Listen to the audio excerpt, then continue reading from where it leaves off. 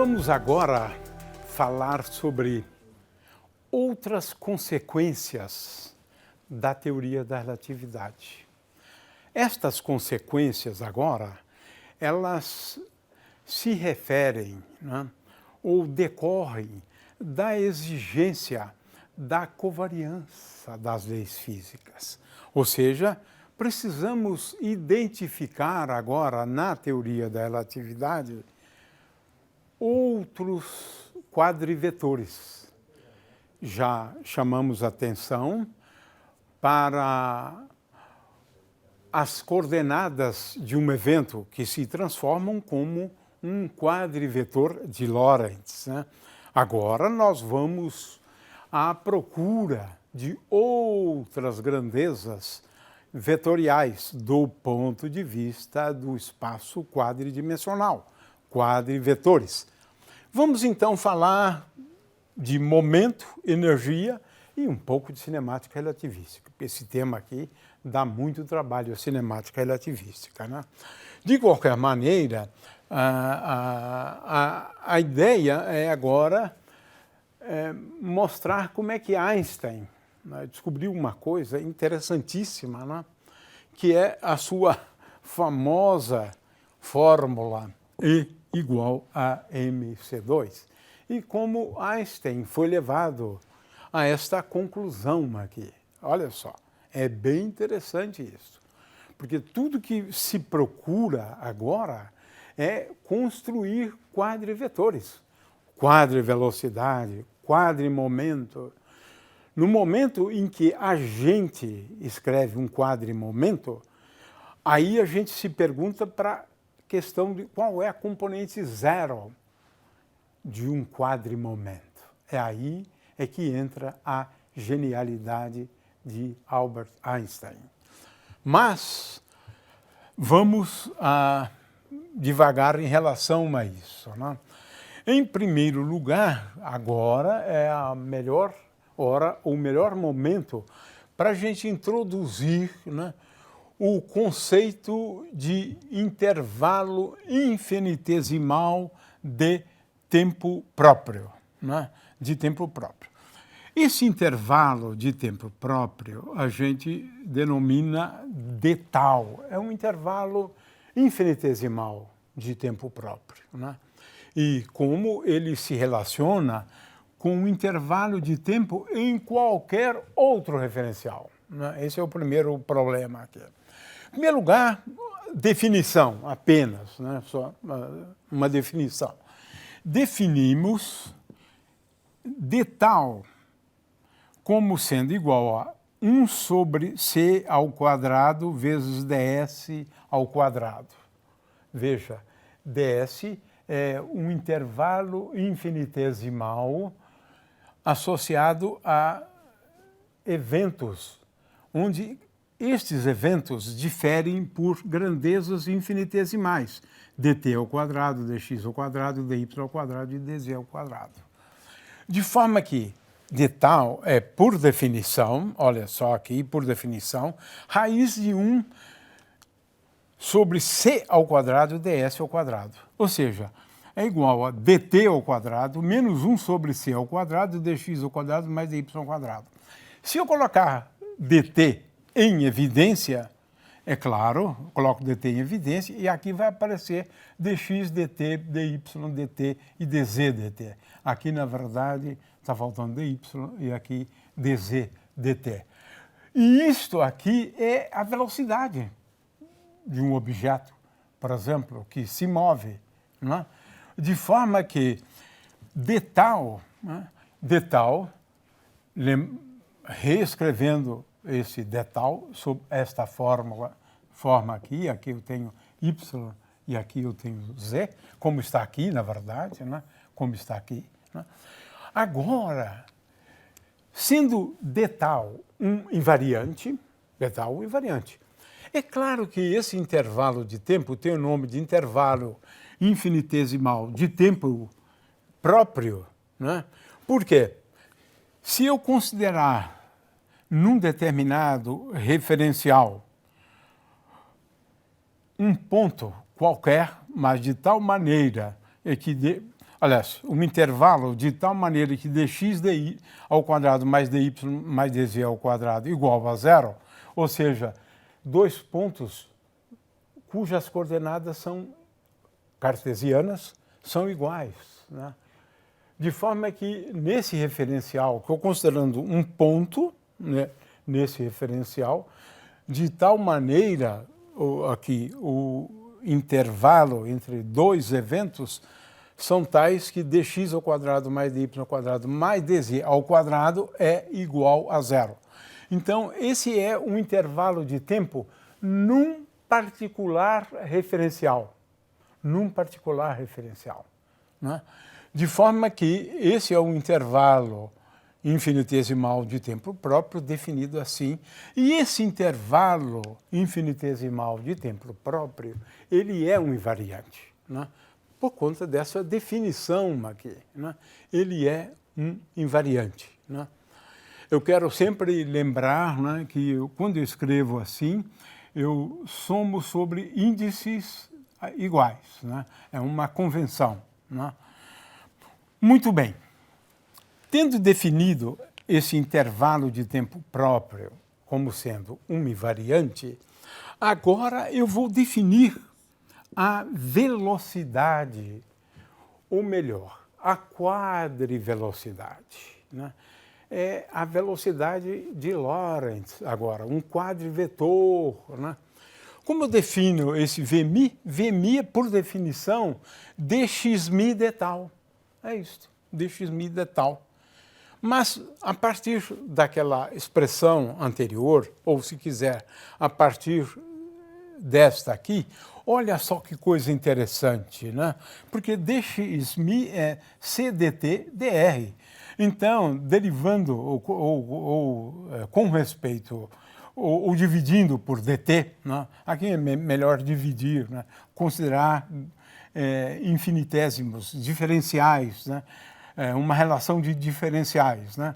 dt é igual a 1, então aqui eu tenho um c, e dr dt é v, dr dt é v.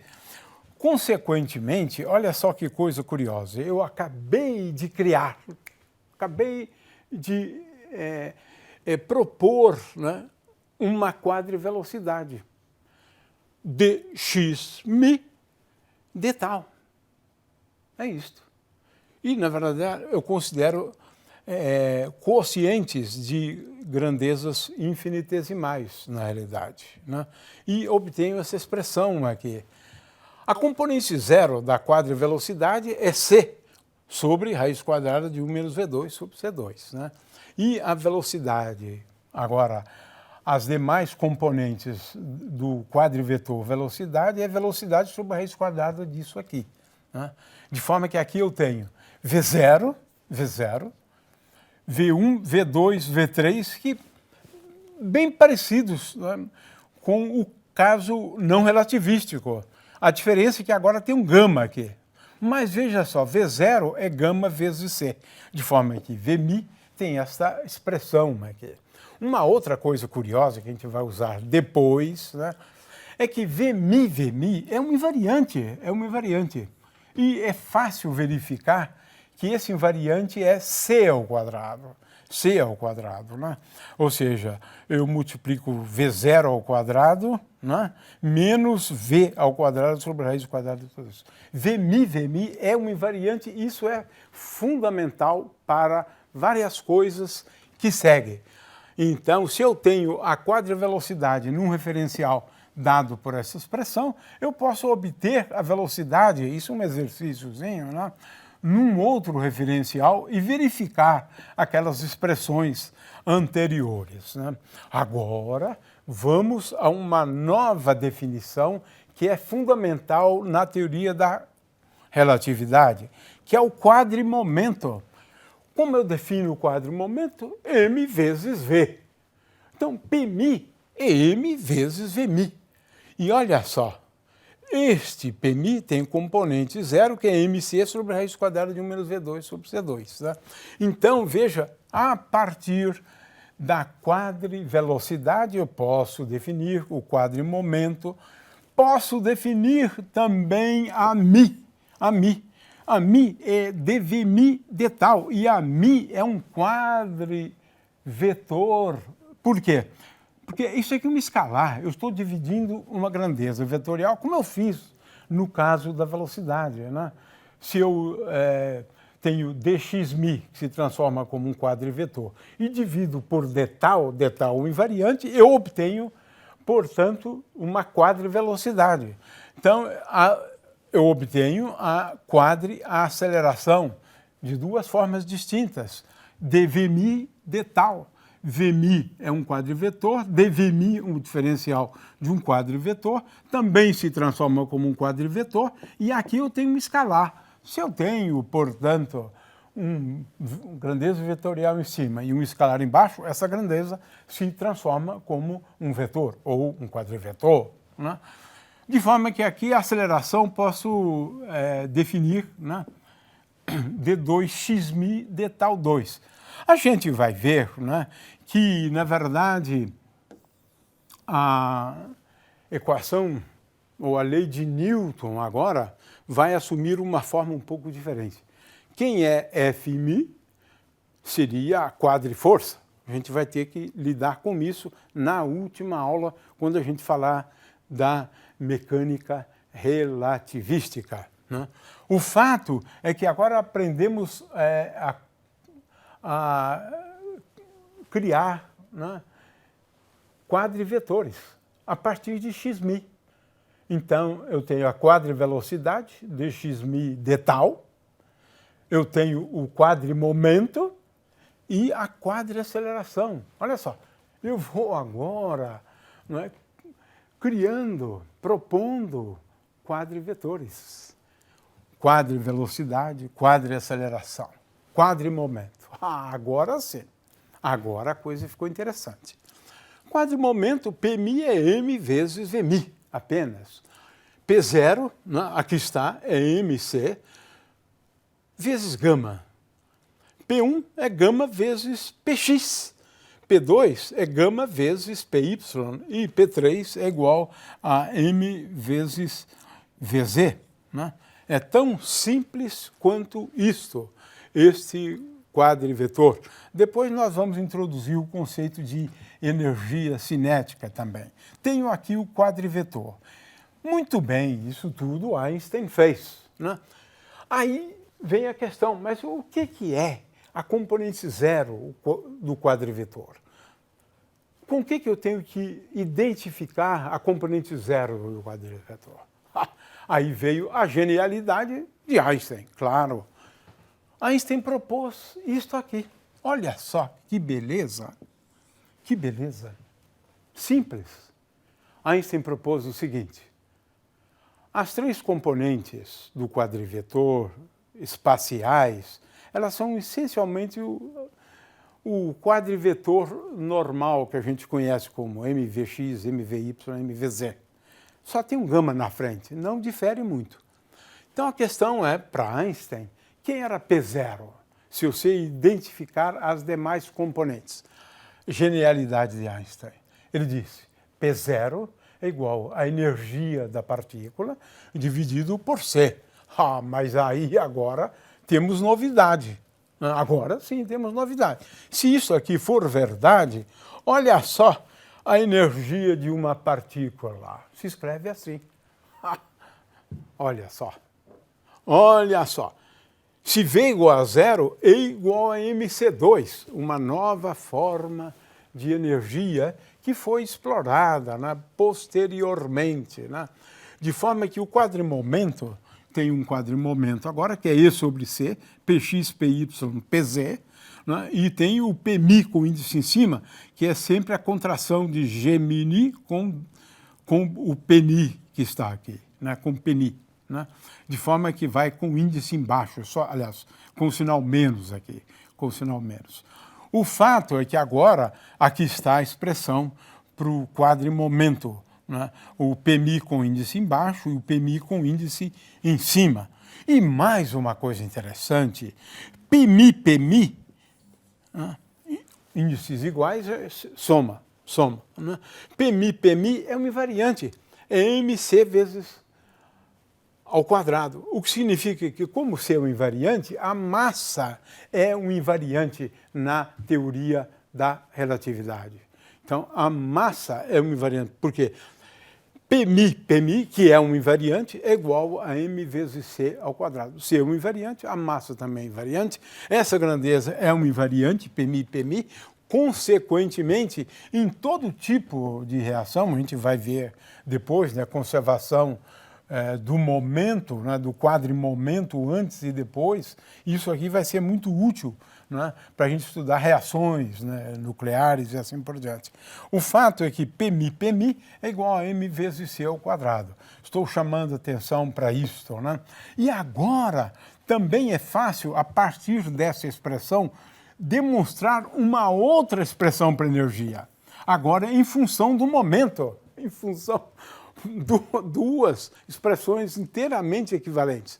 Esta aqui é porque P0 ao quadrado, que é E sobre C ao quadrado, menos P ao quadrado é igual a mc. Portanto, eu deduzo esta segunda expressão para energia, agora em função do momento. Em função do momento. Antes era em função da velocidade. Agora em função do momento, o que também é sempre válido. Que é essa mesma expressão que eu tenho aqui embaixo. Descobertas fantásticas feitas por Einstein. De forma que o que acontece aqui é que se eu conheço, tem agora uma outra consequência da teoria, se eu conheço o quadrimomento num referencial, eu posso determinar o quadrimomento num outro referencial. Então, se eu tenho momento num referencial, eu vou ter momento e energia no outro referencial. Se eu tenho energia e momento num referencial, a energia e momento no outro referencial é diferente. Eu tenho, então, fórmulas para transformação, veja só, da energia de um referencial para outro referencial. Por quê? Esse quadrivetor, ele se transforma exatamente como as coordenadas de um evento se transformam de acordo com as transformações de Lorentz, já que se trata de um quadrivetor. As suas componentes, né, a teoria de Einstein prevê como as componentes se transformam de um referencial para o outro referencial. De forma que, se eu tenho num referencial, por exemplo, P igual a zero, no outro referencial eu vou ter um P diferente de zero, esse outro referencial se move em relação a esse, né? E nesse referencial com P igual a zero, E igual a mc2. E agora eu posso determinar a energia no outro referencial, né? De forma que as contas são relativamente simples, porque energia e momento se transformam como uma grandeza vetorial qualquer, né? Se eu sei o valor no referencial, posso determinar no outro referencial. Depois de algum tempo, né, se verificou, né, o poder, né, dessa ideia de que exista uma forma de energia associada à massa. Se eu tenho massa, eu tenho um equivalente em energia àquela massa. E essa equivalência é traduzida por essa expressão, que foi uma grande descoberta de Einstein na teoria da relatividade.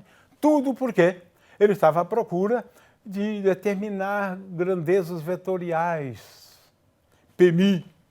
A questão é qual a componente zero de Pmi. E ele identificou com energia, com isso realizou uma descoberta fantástica, né?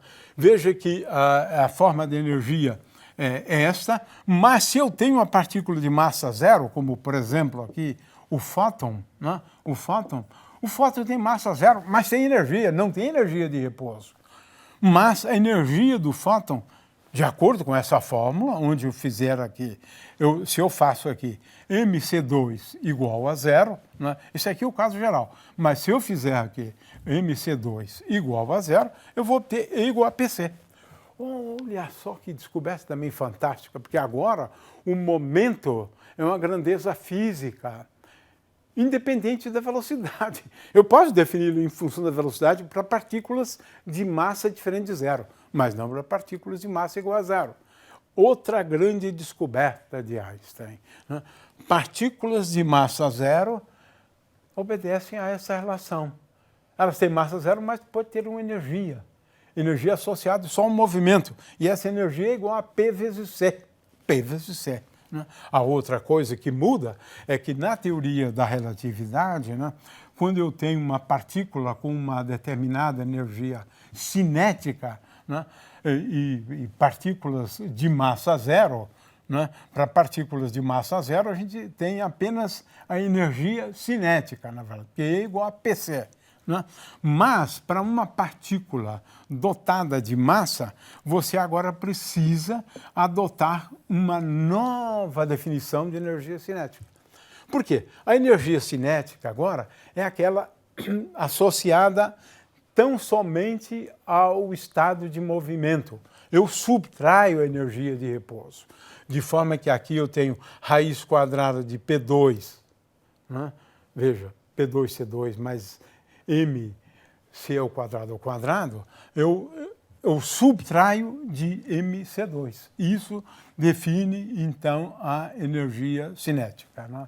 Fantásticas essas descobertas da teoria da relatividade. Esse capítulo, ou esse tópico, é fundamental na teoria da relatividade. E tudo porque Einstein estava à procura de uma formulação que obedeça ao princípio da covariância. Ou seja, eu quero escrever as leis de tal maneira a que elas não mudem de forma de um referencial para outro referencial. Para isso, eu tenho que construir quadrivetores, quadrivetor velocidade, quadrivetor aceleração, quadrivetor momento. E quem é a componente zero do quadrivetor? Quadrimomento, né? Aí que foi a grande sacada de Einstein. Né? Ora, agora que existe um efeito também dito Doppler relativístico. Né? Se eu tenho uma onda eletromagnética monocromática, né? Então eu posso construir um quadrivetor de Lorentz para uma partícula de massa zero, na realidade, né? Também pode ser assim, mas para uma onda onde aqui aparece a frequência angular e aqui comparece K, cujo módulo é igual a 2π sobre o vetor de onda. Vetor de onda. Então, a componente zero desse quadrivetor, associada a uma onda eletromagnética, é ômega sobre C, componente zero. E as demais componentes são K. Feito isso é belíssimo, na verdade. Veja que Kmi é igual a zero, claro. É o equivalente ao Pmi igual a zero, e a massa é igual a zero. Mas também você pode ver isso como sendo uma relação entre a frequência, né, angular e o vetor de onda, K, em módulo. Né? Ou, se quiser, essa relação aqui, a mesma que está escrita aqui em cima. E mais, a fase de uma onda eletromagnética pode ser escrita desta forma aqui. São descobertas absolutamente fantásticas e interessantes. Né? Agora você veja, se estou falando de um quadrivetor, então a frequência angular num referencial, ou a frequência num referencial, ela é determinada pela frequência no outro referencial, melhor assim, né? Frequência no outro referencial e a componente x do vetor de onda naquele mesmo referencial. Porque são grandezas que se transformam como quadrivetores, né? Transformação de Lorentz pura e simplesmente. Né? Veja, tanto para ômega quanto para kx, ky igual a k' y, kz igual a k' y. Isto aqui é fantástico, é fantástico. Se eu tenho aqui nesse referencial, né, uma onda eletromagnética saindo, formando um ângulo θ, o K, portanto, tem uma componente x que é igual a kx vezes cosseno θ. Olha só a frequência observada no outro referencial. Esta aqui é a frequência observada no outro referencial. Gama, ômega' é a frequência neste referencial que se movimenta em relação ao outro com velocidade v. Aqui está, fantástico. A frequência muda, depende do ângulo. Depende do ângulo. Nós vamos considerar o ângulo θ igual a zero, né? Ela sai nessa direção, na mesma do movimento, e vamos considerar θ igual a menos π, é um outro caso. O objeto, num caso, se afasta, no outro ele se aproxima, né? Se cosseno θ for igual a menos 1, é porque é o equivalente a trocar v por menos v. Ele se aproxima de nós, né? De forma que, nesses casos, né, onde considerar θ igual a zero, olha só a expressão para a frequência em função da frequência no referencial que se move em relação a esse com velocidade v para a direita, se afastando, portanto, se afastando, né? Veja só o que acontece, né? A frequência muda, portanto.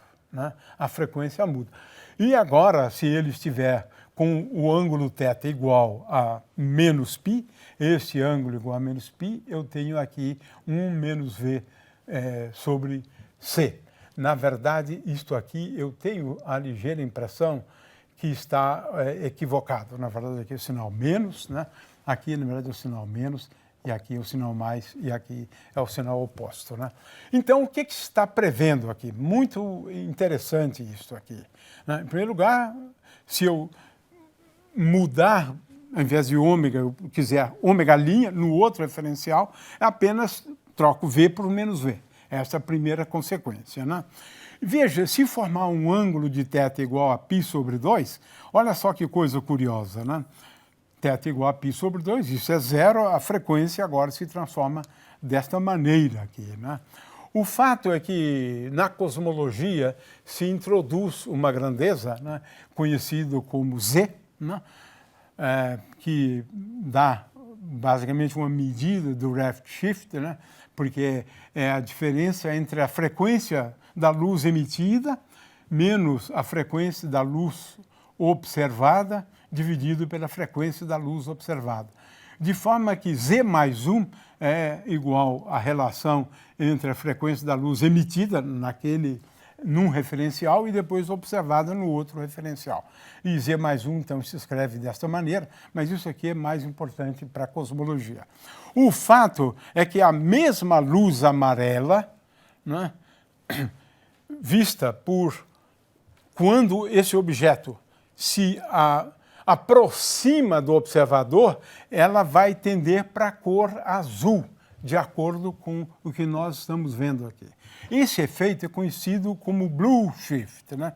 É um deslocamento na direção do azul, né? No entanto, quando o objeto se afasta, o deslocamento é como está aqui agora, né? É na direção do vermelho. Aqui nós estamos falando agora de redshift, né? Todas as galáxias, exceto a Andrômeda, elas se afastam de nós. Consequentemente, a luz muda de cor. Fantástico isso, né? Ou seja, o deslocamento é em direção ao vermelho, né? Se, por acaso, o objeto estiver se afastando. Se ele estiver se aproximando, então acontece o oposto. Ora, isso aqui pode ser visto a partir desta animação que nós vamos apenas exibir e não vamos comentar, porque basicamente é o que nós acabamos de dizer.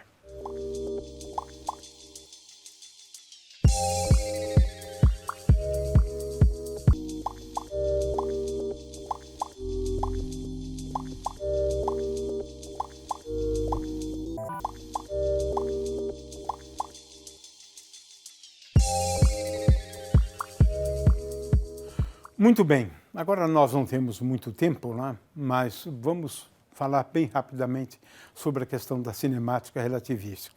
Bem rapidamente, sem realmente descermos a detalhes, né, e dar exemplos, né? O fato é que colisões entre partículas elementares, que acontece aos milhões, né, nós fazemos uso no estudo dessas colisões, né, choques, né, colisões envolvendo partículas elementares. E aqui temos um detetor, né, de partículas do grande laboratório localizado na fronteira da Suíça com a França, o CERN, o grande colisor de hadrons, né? Nesses detetores aqui, grandes equipamentos, né, ocorrem colisões. E o que importa é o seguinte: inicialmente as partículas têm determinadas energias. A energia de uma partícula que colide é raiz quadrada de πi ao quadrado C2 mais mi ao quadrado C à quarta potência. A quarta potência. De forma que esse aqui é um primeiro dado que é absolutamente fundamental, né, para fazer o que nós chamamos de cinemática relativística, né? A cinemática de colisões, agora levando em conta a teoria da relatividade. Em primeiro lugar, nós fazemos muito uso de dois referenciais, né?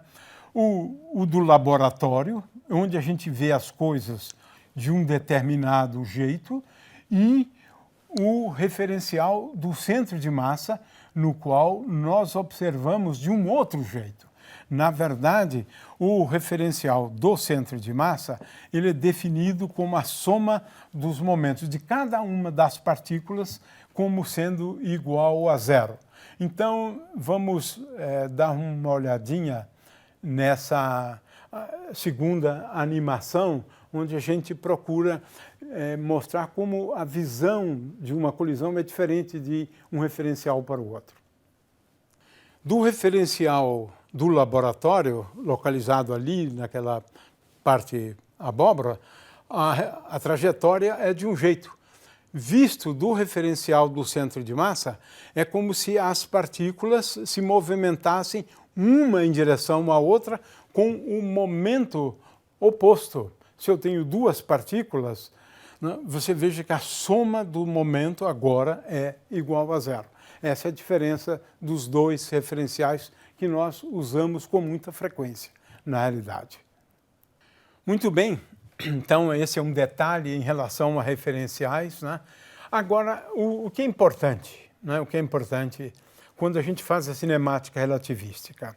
Nós fazemos uso de dois conjuntos de equação. Veja que a gente não tem aqui a conservação de energia cinética. A gente pode também ter colisões relativísticas, mas a gente sempre usa para partículas elementares, né, sem uma estrutura interna, conservação de energia.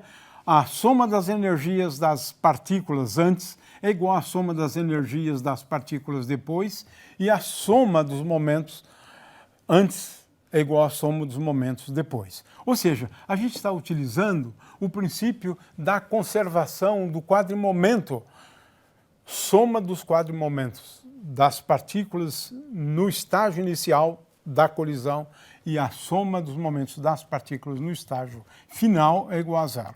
Então, essas são as equações básicas. O resto é exercícios, né? O exercício, né, que nós vamos propor, né? Essas são as equações básicas em todas as colisões. E nós só fazemos a cinemática, nós não fazemos a dinâmica. Por que que começou com essa energia e terminou com outra energia? Por que que começou com... A gente não leva em conta forças, é só a cinemática.